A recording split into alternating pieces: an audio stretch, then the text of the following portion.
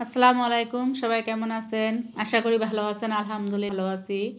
আজকে সকালে আমাদের নাস্তা হচ্ছে গরুর গোস্ত আর চিতই পিঠা হবে। তাই আজকে আমরা কিন্তু গ্রামের বাড়িতে বেড়াতে আসছি। কাঠের চুলায় রান্না করা হচ্ছে গোস্ত আর চিতই পিঠা বানানো হবে।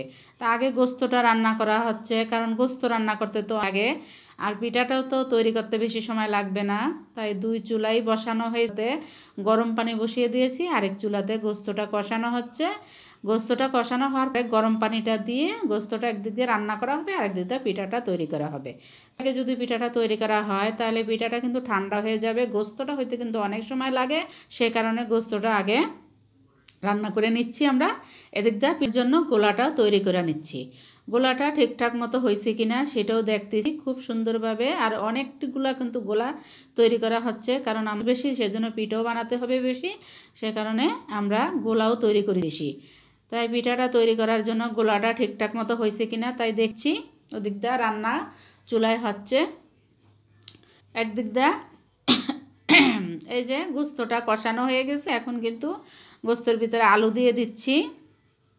গোস্তটা রান্না করা হবে, কারণ আমাদের কিন্তু গোস্তের পরিমাণ অনেক বেশি আছে, তারপরেও আলু দেওয়া লাগতেছে, কারণ মানুষের পরিমাণও বেশি, আমরা সবাই একসাথে খাবো, সে কারণে রান্নাও বেশি করে করা লাগতেছে। আলুটা দিয়ে গোস্তটা করে নাড়িয়ে চাড়িয়ে দিচ্ছি। গরুর গোস্ত দেখেন অনেকগুলা গোস্ত রান্না করা হচ্ছে, বড় একটা পাতিলে, ডিস্কো পাতিলে রান্নাটা করতেছি। আর ওদিক দিয়ে পানিটা গরম আছে, পানিটা গরম পানি গোস্তটার ভিতরে দেওয়া হবে। গোস্ত রান্না করতে সময় লাগতেছে, এদিক দিয়ে সবাই পিঠা খাওয়ার জন্য শুরু করে দিছে, তাড়াতাড়ি পিঠা তৈরি করে দাও। কিন্তু এটা তো হচ্ছে না, কারণ আগে গোস্ত রান্না করা হবে, তারপর পিঠা বানাবো। আলুটা দিয়ে কিছু সময় ঢেকে দিলাম।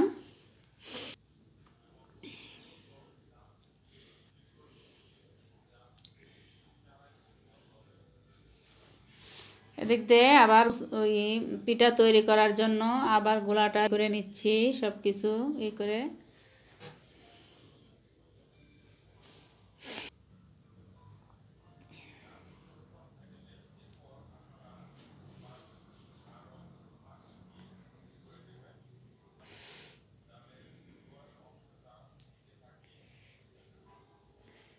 গোস্ত রান্না হয়েছে কিনা সেটা লবণ চেটে দেখতেছি, লবণ টবণ সব কিছু ঠিক আছে কিনা, মশলা ঠিক কিনা।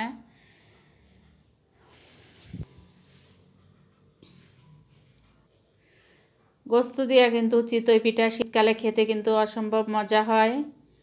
তাই আমরাও আজকে পিঠা খাবো, চিতই পিঠা খাবো গোস্ত দিয়ে। এই দেখেন আমার ভাইয়ের ছেলে, আমার ভাতিজা এসে দাঁড়িয়ে আছে খাওয়ার জন্য। পিঠা তো এখনো হয়নি, ওকে বলতেছি তুমি আর একটু ধৈর্য ধরো, এই পিঠা বানিয়ে দেব।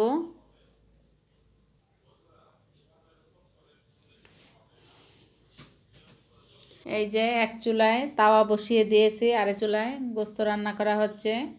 পিঠাগুলা বানিয়ে নেব আমরা।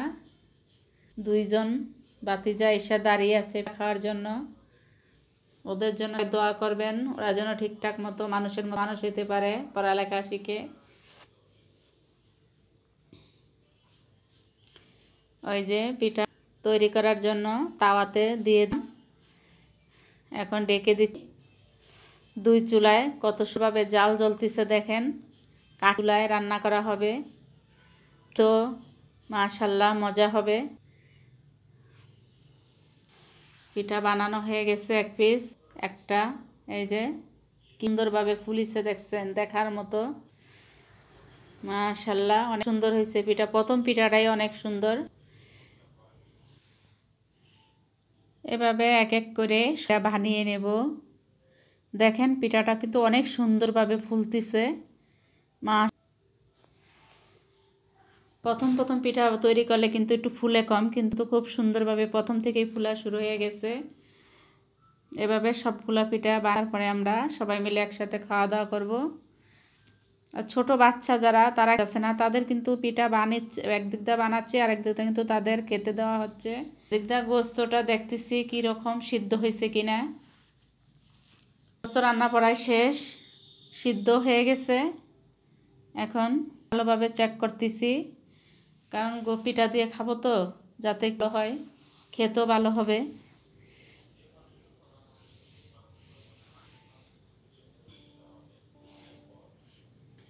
এই দেখেন, পিঠা কিন্তু বানিয়ে রাখতেছি না, কারণ একটাই নিয়ে যাচ্ছে, সবাই নিয়ে খাচ্ছে। সবাই ভালো থাকবেন, আল্লাহ হাফেজ।